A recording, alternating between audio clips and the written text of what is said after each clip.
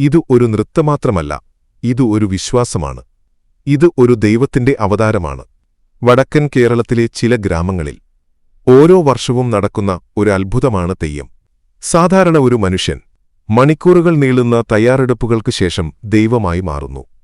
വലിയ മുഖമൂടി, അഗ്നിയെപ്പോലെ ചുവന്ന വേഷം, അമ്പരപ്പിക്കുന്ന മേക്കപ്പ് ഇവയെല്ലാം ഒരുമിച്ചു ചേർന്നാൽ അത് ഒരു സാധാരണ പ്രകടനമല്ല.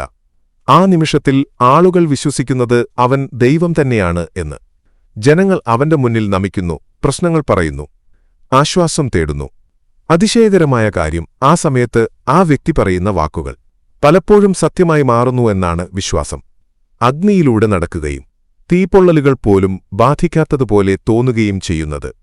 ഇതെല്ലാം കണ്ടാൽ ഇത് ഒരു കല മാത്രമോ, അല്ലെങ്കിൽ യഥാർത്ഥ ദൈവാനുഭവമോ?